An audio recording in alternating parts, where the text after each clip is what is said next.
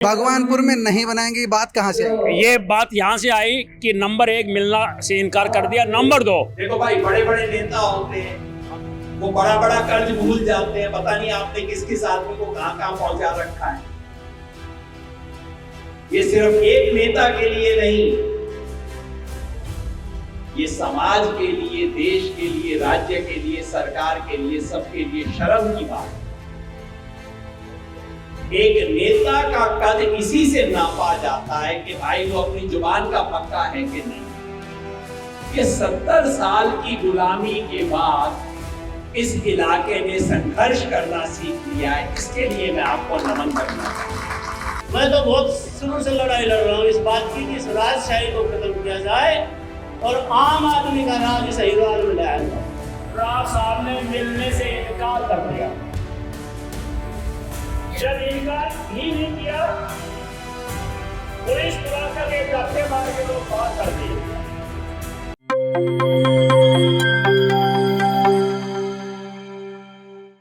आपने सुना है, सारे बता रहे हैं कि रामगढ़ भगवानपुर की जमीन जो है वो हर लिहाज से श्रेष्ठ है। ग्रामीणों को शक हुआ है, तब से शक हुआ है जब से राव इंद्रजीत सिंह ने इनसे मुलाकात से इनकार किया। जब ये 16 जून को मिलने गए थे तब बाद में इनमें रोष है। इनको लगता है मुलाकात से इनकार का मतलब है नीयत में खोट, और उसी के विरोध में ये महापंचायत है। इनकी एक सूत्री मांग है, हमें 200 बेड का अस्पताल चाहिए, हमारे ही गाँव में चाहिए, और हमारे गाँव की जमीन हर तरह से तर्कसंगत है। महापंचायत की खास बात यह भी है कि यहाँ पर बड़ी संख्या में कांग्रेस के कार्यकर्ता भी पहुंचे हैं, वरिष्ठ नेता जगदीश यादव भी पहुंचे हैं। इसके अलावा भी कांग्रेस के कई चेहरे यहाँ पर नजर आ रहे हैं। आपको हम यह भी बता दें कि इस धरने को समर्थन देने के लिए स्वराज आंदोलन के स्वराज इंडिया के अध्यक्ष योगेंद्र यादव भी विशेष रूप से पहुंचे हैं। उन्होंने भी अपना संबोधन दिया है। हम एक एक करके सबकी संक्षिप्त बातें भी सुनवाएंगे। ग्रामीणों का धरना भी आप देख रहे हैं अपने स्क्रीन पर। सबसे पहले हमने कामरेड राजेंद्र यादव से बात की है। आप सुनिए कामरेड राजेंद्र यादव ने क्या कुछ कहा, पंचायत का उद्देश्य क्या है। हमारा पहला सवाल था, इसके जवाब में वो अपनी बात शुरू करते हैं और आगे उनसे बातचीत आप सुनते रहेंगे। पहला सवाल, महापंचायत का उद्देश्य क्या, क्यों बुलाई गई महापंचायत? सुनिए कामरेड राजेंद्र का जवाब। आज ये महापंचायत का एक इशू है कि जो रामगढ़ भगवानपुर के जो लोग जिन्होंने सरकार को हॉस्पिटल बनाने के लिए ज़मीन दी हुई है, भगवानपुर में सरकारी हॉस्पिटल बनाया जाए 200 बेड का, इस मुद्दे को लेकर महापंचायत बुलाई है। क्योंकि पंचायत द्वारा प्रस्ताव देने के बाद और राव इंद्रजीत के आश्वासन के बाद और तमाम फॉर्मेलिटी पूरा होने के बाद वहाँ से जो मुकरने की जो बात चल रही है उसको लेकर के लोग राव साहब के पास गए थे। राव साहब ने इनकी बात को सुना नहीं, लोगों को उल्टा ही अपमानित किया। बगैर सुने वो लोग वापस आ गए और वो विक्षोभ में आकर के अपनी हॉस्पिटल की मांग को लेकर धरना के ऊपर बैठ गए। ऐसा किसने कहा कि मना कर दिया गया? ये जो लोग जाने वाले हैं उन लोगों से बात हुई। किसी कोई एक आदमी पंचायत में ढूंढ के बता सकता? हाँ, एक आदमी पंचायत में हम पेश कर देंगे उसको, अभी यहाँ बैठा हुआ है। राव ने मना किया। राव ने कहा मेरे पास समय नहीं है, मेरे पास मिलने का नहीं। भगवानपुर में नहीं बनाएंगे, बात कहाँ से आई? ये बात यहाँ से आई कि नंबर 1 मिलना से इनकार कर दिया। नंबर 2, जो स्वास्थ्य मंत्री का जो बयान आया है, जो मैंने अभी हवाला दिया 21 जून 2025 को दी ट्रिब्यून अखबार में आया है कि हम जो हॉस्पिटल वहाँ बनाएंगे जब उपयुक्त जगह होगी। हम ये साइट को देख रहे हैं। हम यह कह रहे हैं जब केवल भगवानपुर का केस अकेला था, मौका निरीक्षण रिपोर्ट एकदम सही थी, तमाम डिपार्टमेंट ने ओके कर दिया था, तो उसके बाद ये सवाल कहाँ से आया कि जहाँ सही जगह होगी वहाँ बनाएंगे? ये सवाल खड़ा ही क्यों हुआ? आप तो वकील हैं, एक सिंगल गांव का केस पूरी दुनिया में कोई भी डायरेक्ट गोकलगढ़ का केस था, गोकलगढ़ का केस गया था, सिंगल केस गया था वो गोकलगढ़ का। जब मौका की टीम जिसने लोकेशन को देखना है अगर वो प्रेफरेंस करके भेज देती है तमाम चीजों को, तो सिंगल केस भी जा सकता है। गोकलगढ़ का केस गया, गोकलगढ़ का केस रिजेक्ट करने की सिफारिश ऊपर से आई। कारण दिखाए कि 5 एकड़ जमीन है, रेलवे लाइन है, यहाँ नहीं बनेगी।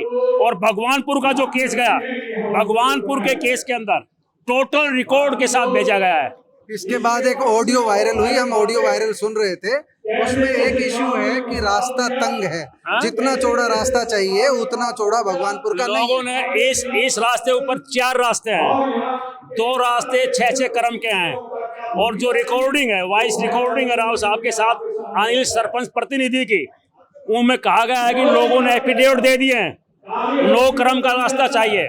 आज भी लोग महापंचायत के बीच में हम ये कह रहे हैं कि सरकार को जो 20 क्रम का रास्ता चाहिए। प्राइवेट ओनर अपनी लैंड देने के लिए तैयार हैं। हम भी इसकी खोज खबर में गए, सभी लोगों ने एफिडेविट नहीं दिया है।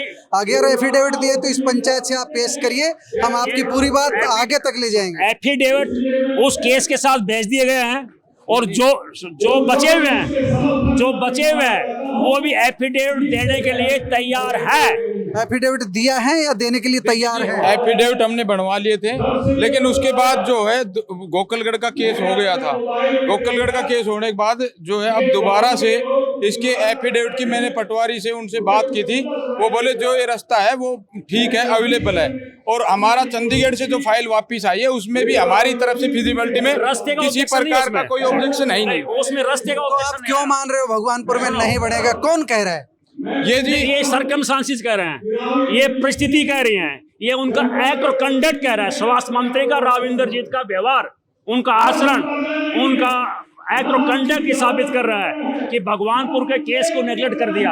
और जो चंडीगढ़ से जो ऑब्जेक्शन लेकर आए थे, चंडीगढ़ से ऑब्जेक्शन रास्ते का नहीं था, चंडीगढ़ से ऑब्जेक्शन था सजरा एक्ट के मामले में, कि जो आपने सजरा दिया है उसको विस्तारित सजरा नहीं दिया गया, उसके चारों तरफ और क्या है, ये ऑब्जेक्शन था। अगर 6 क्रम के रास्ते को अगर कम मानते हैं तो या ग्राम पंचायत और लैंड ओनर्स देने के लिए तैयार है। अगर वो महापंचायत की एक सूत्री मांग क्या है? महापंचायत की एक सूत्री मांग ये है कि रामगढ़ भगवानपुर में जो हॉस्पिटल के लिए जगह दी गई है, बिना देर किए जो तमाम एंगल से, जो सरकार कह रही है, जो स्वास्थ्य मंत्री बोल रही हैं, उन तमाम एंगल से मोस्ट सूटेबल जगह है जो पहले मान के चल रहे थे, वहां भगवानपुर में हॉस्पिटल बिना देर किए शुरू कर देना चाहिए। वो रेवाड़ी के साथ भी है, वो गांव के साथ भी है, बस स्टैंड के साथ भी है, तमाम सिचुएशन के साथ है। ये हमारी एकमात्र मांग है। देखो भाई, बड़े बड़े नेता होते हैं, वो बड़ा बड़ा कर्ज भूल जाते हैं। पता नहीं आपने किस किस आदमी को कहां कहां पहुंचा रखा है कि रेवाड़ी अपना ही शहर है, कोई पराये लोगों का शहर नहीं है। और रेवाड़ी में पानी का इतना संकट है, रेवाड़ी के पानी के लिए आपने अपनी जमीन कौड़ियों के भाव इस देश को दी, सरकार को दी, अपना मन खोला, अपना दिल खोला, समाज के काम के लिए, देश के काम के लिए। मैं पूछ रहा था भाई कितने में जमीन दी, पता लगा कोई सिर्फ 6 करोड़ के अंदर सारी जमीन दे दी। मैंने पूछा भाई आजकल रेट क्या चल रहा है? बोले कि अगर मार्केट रेट के हिसाब से जाए तो 45-50 करोड़ की जमीन है, ऐसा मेरे को बताया गया।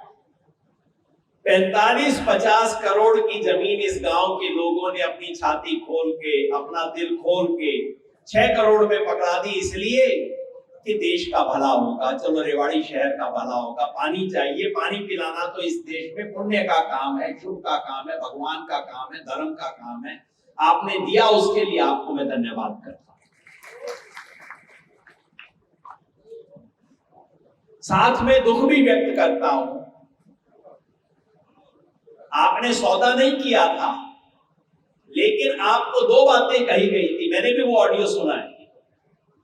आपको 2 बात कही गई थी, पहले अस्पताल की बात कही गई थी और बाद में वाटर वर्क्स की बात कही गई थी। पहले बोला गया था कि 200 बेड का अस्पताल बनेगा, और फिर कहा था जी साथ में एक छोटी सी बात और है, जरा पानी के लिए भी जगह दे देना। आपने दोनों बातों को हां कर ली, आप अपनी बात पे टिके रहे, लेकिन वादा करने वाले मुकर गए। ये सिर्फ एक नेता के लिए नहीं, ये समाज के लिए, देश के लिए, राज्य के लिए, सरकार के लिए, सबके लिए शर्म की बात है। एक नेता का कद इसी से नापा जाता है कि भाई वो अपनी जुबान का पक्का है कि नहीं। बड़े बड़े नेताओं के बारे में मैंने यही सुना है कि भाई साहब एक बार अगर जबान दे दी तो आदमी उसका पक्का था, एक बार बोल दिया तो अब तो काम करवाएगा। आपके साथ फरेब हुआ, धोखा हुआ, कम से कम मैं उसके लिए माफी मांगता हूं। जिसको मांगनी चाहिए वो ना मांगे, कम से कम मैं माफी मांगता हूं उसके लिए जो आपके साथ हुआ। ये 70 साल की गुलामी के बाद इस इलाके ने संघर्ष करना सीख लिया है, इसके लिए मैं आपको नमन करना चाहता हूं। मैं बार बार कहता हूं जी, बुरा मत मानना कि भारत देश तो आजाद हो गया, लेकिन ये दक्षिण हरियाणा का अहीरवाद अभी भी आजाद ना हुआ, अभी भी गुलामी का संस्कार है।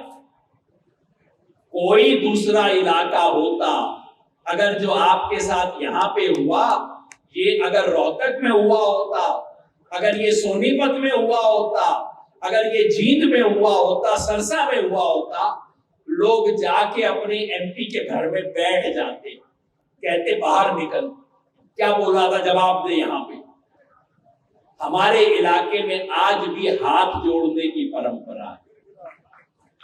मैं एक निवेदन करता हूं, मैं हाथ जोड़ के निवेदन करता हूं, ये हाथ जोड़ना बंद कर दो, मुट्ठी करो बंद, हाथ उठाओ ऊपर और देखना जो लोग आपको घर में नहीं घुसने देते वो आपके घर में आके हाथ जोड़ेंगे, आप देखना।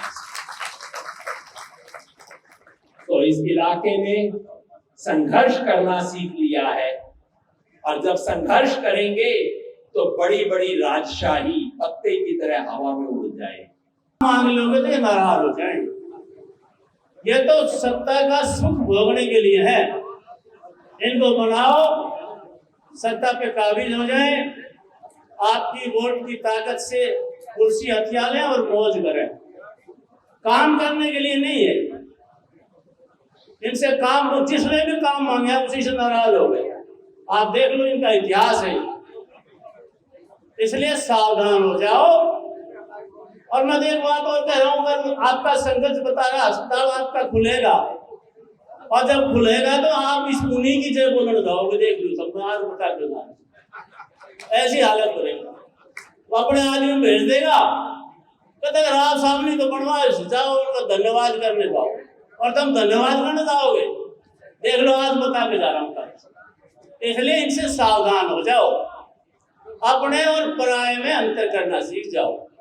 अपना वो जो हमारे काम आए, जो हमारे जैसा हो, हमारे दुख दर्द में शामिल हो, जो हमारी तकलीफ को समझे कि गांव में रहने वाले हमारे भाइयों बहनों को किन किन कठिनाइयों का सामना करना पड़ता है और किस प्रकार से उनका समाधान किया जा सकता है, उनकी पहचान करो। इनको बार बार वोट देते हैं। मैं तो बहुत शुरू से लड़ाई लड़ रहा हूँ इस बात की कि इस राजशाही को खत्म किया जाए और आम आदमी का राज इस अहीरवाद में लाया जाए।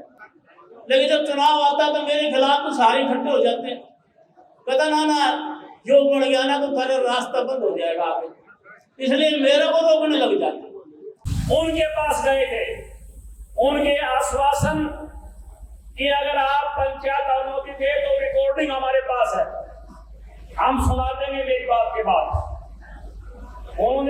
उसने इसलिए गए थे कि राव साहब जी, आपने हमको आश्वासन दिया था, हमने 1 रुपया के हिसाब से जमीन भी दे दी, सारी जमीन ठीक है, मौका की जो रिपोर्ट है वो भी सरकारी अफसरों की ठीक है, आप इसको रोक क्यों रहे हो? राव साहब ने मिलने से इनकार कर दिया। जब इनकार ही नहीं किया, पुलिस बुला करके धक्के मार के लोग बाहर कर दिए। लोगों ने हमारे 80 साल के बुजुर्ग जो आज हमारे अध्यक्ष कर रहे हैं, श्री रामेर जी, श्री लाल सिंह जी, जो पगड़ी बांधकर बैठे हुए हैं, इस पंचायत ने उनको सम्मान की पगड़ी फिर पहना दी। रामगढ़ भगवानपुर के पास गांव के लोगों को उस महसूस हुआ, अपमानित महसूस हुआ। ये हुआ क्या? हम तो अपना मानते थे, हम तो उनको आगे रखते थे, उन्होंने अपमान की घूट देकर अपने सम्मान को जगा लिया और उसी दिन से दरी लेकर के गांव के रामगढ़ भगवानपुर के अड्डा के ऊपर बैठ गए, धरना के ऊपर बैठ गए। 17 तारीख से आज तक किसी ने कोई तिथि नहीं पूछी है। अब सवाल क्या हुआ कि सरकार की एक चिट्ठी है, वहां भी शुरू किया प्रचार कि हम जमीन देख रहे हैं। कहा? कोकलगढ़ के अंदर हम देख रहे हैं, बैरियावास में, हम मांगड़ सहबाजपुर खालसा में हम जमीन देख रहे हैं, स्वराज माजरा में जहां उपयुक्त जमीन होगी वहां हम हॉस्पिटल बनाएंगे। ये बयान हमारी स्वास्थ्य मंत्री का है। 21 जून को ये बयान पहली बार आया। 21 जून को ये बयान आया। उनके बयान के मुताबिक ये उनका बयान है 21 जून का।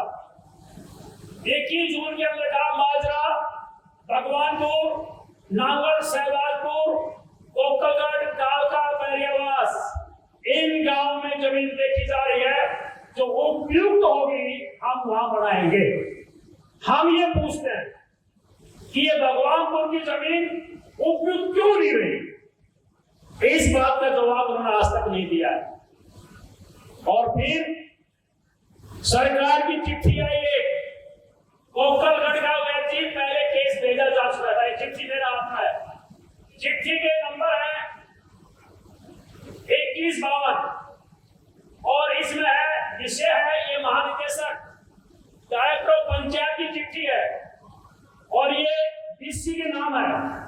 उसमें लिखा हुआ है कि ग्राम पंचायत कोकलगढ़ का केस फाइल किया जाए और उसकी जगह भगवानपुर की 7 एकड़ 7 कनाल 9 मरला जमीन जो 1 रुपया प्रति एकड़ प्रति वर्ष के हिसाब से 33 साल के लिए जो पट्टे पर दी गई है उसके ऊपर हॉस्पिटल बनाने की कार्रवाई की जाए। ये चिट्ठी सरकार, ये हमारी नहीं है। हम ये कह रहे हैं कि आप कोकलगढ़ की आप देख रहे हैं, आप कोकलगढ़ का केस पहले रिजेक्ट हो चुका है 2 कारणों से। कोकलगढ़ से हमें कोई नफरत नहीं है, हमारे भाई हैं वो, परंतु उनका केस रिजेक्ट हो गया 2 कारण से। नंबर 1 कारण कि वो 5 एकड़ जमीन है उनके पास। इन्होंने कहा 5 एकड़ जमीन से काम नहीं चलेगा, जब हॉस्पिटल एक्सटेंशन होगा आगे बढ़ेगा जमीन ज्यादा चाहिए। नंबर 2 रेलवे लाइन लगी हुई है तो कोकलगढ़ के केस को फाइल कर दिया गया। अब कोकलगढ़ का केस फाइल होने के बाद वहां के मुआयना की जरूरत क्या थी, ये बात हमारे सामने नहीं आई। फिर एक प्रस्ताव पास हुआ 12/6/2025 को। ये प्रस्ताव पास किया सहबाजपुर खालसा की पंचायत में। कब किया? 12/6/2025 को। क्या प्रस्ताव पास किया कि हम ये क्रमांक नंबर 2061 12/6/2025 स्वास्थ्य मंत्री को पत्र लिखा गया कि सहबाजपुर खालसा हॉस्पिटल बनाने के लिए अपनी 5 एकड़ जमीन देने के लिए तैयार है। हम ये सवाल करते हैं कि जब कोकलगढ़ की 5 एकड़ जमीन का केस रिजेक्ट कर दिया गया तो सहबाजपुर खालसा की 5 एकड़ में कैसे बनेगा? ये बात हमारे समझ में नहीं आ रही। ये समझने की बात है। कहने का मतलब लोग कुछ कहते हैं कुछ नहीं कहते। हम ऑथेंटिक आज नहीं कह रहे हैं, परंतु दाव में काला है। भगवानपुर के दावे को, भगवानपुर के हक को एक तरफ करके यहां और वहां जमीन देखने का जो नाटक चला गया उसका कोई औचित्य नहीं है, उसकी वो वाजिब नहीं है, वो न्यायोचित नहीं है। ये लोगों को आपस में इस गांव को उस गांव के साथ, उस गांव को उस गांव के साथ आपस में फूट डालने की कोशिश की गई। संघर्ष समिति ने ये फैसला ले लिया बैठ करके, आज के बाद वो फूट डालेंगे, हम लोगों को जाकर गले लगाएंगे, क्योंकि ये हॉस्पिटल सभी का है। तो इसलिए सरकार हमसे जमीन ली, पानी के लिए आश्वासन दिया हमको, और आप हमारे न्यायोचित हक को वो छीन रहे हैं, और बात करने का समय भी उनके पास नहीं है। हमारे बुजुर्गों का, महिलाओं का जिस लहजे में वो बात कर रहे हैं वो आपके सामने है। तो मैं आपसे ये अपील करना चाहता हूं कि ये भगवानपुर का दावा नंबर 1 है। एक और जरूरी बात, गोकलगढ़ का केस रिजल्ट होने के बाद हरियाणा सरकार के दफ्तर में केवल और केवल भगवानपुर का मामला है, उसकी फाइल है, किसी काम की कोई फाइल सरकार के पास नहीं है। वो दावा किस आधार पर कर रहे हैं, वो दावा का आधार क्या है? तो मैंने संक्षिप्त में आपके बीच में रखा है कि भगवानपुर रामगढ़ का दावा सही है, मारकोट सही जगह है। वो इस संघर्ष को, इस हक को लेने के लिए हमारे क्या सुझाव है, हमको क्या कदम उठाने चाहिए, ताकि ये शहर में भी है, शहर से बाहर भी है, जो सरकार की नीयत थी, ये हॉस्पिटल वहां बने। ये जो लड़ाई जो लड़ी जा रही है, जो संघर्ष किया जा रहा है, संघर्ष करना किसी का चाव नहीं है। संघर्ष तभी करना पड़ता है जो कुछ सुनने वाला नहीं होता। आज तक किसी ने सुना नहीं। हमने जिला प्रशासन से आज भी प्रार्थना की है कि हमारा ज्ञापन लेने के लिए एसडीएम यहाँ आए, हमारा ज्ञापन मुख्यमंत्री को भेजे, तो क्या हमको कदम उठाने होंगे, इसके ऊपर आपको अपनी बात को रखना है। मैं ये भी आग्रह करूंगा कि यहाँ ये कोई राजनीतिक मंच नहीं है। आप राजनीतिक पार्टी से आप ताल्लुक रख सकते हैं, आपका कोई नेता प्रिय हो सकता है, वो आपकी अपनी आजादी है, परंतु यहाँ एक ही मुद्दा है कि रामगढ़ भगवानपुर के लोग जो संघर्ष कर रहे हैं वाजिब हक लेने के लिए, उस हक को लेकर के हम अपनी संघर्ष को, अपनी लड़ाई को कैसे आगे बढ़ाएं, उसके बारे में आपका सुझाव क्या है, आपके प्रस्ताव क्या है। वो सुझाव और प्रस्ताव ये पंचायत में हमारे साथी नोट करेंगे, और जो बात उभर कर आएगी उसके बाद एक प्रस्ताव पास करके और जो भी निर्णय होगा आगामी कार्रवाई करेंगे। परंतु हमको लड़ने के लिए मजबूर किया जा रहा है। रामगढ़ भगवानपुर की ये नियत नहीं थी। जो आप काम छोड़कर आए हैं, जो और लोग आए हैं, हमारी नियत नहीं थी। तमाम काम सीधे साधे हो रहे थे। ये बीच में एक हाथ अड़ाई गई, वो क्यों अड़ाई गई, समय आने के ऊपर उसका खुलासा भी पंचायत करेगी। धन्यवाद, यही बात मैं कहना चाहता हूँ। मेहरबानी।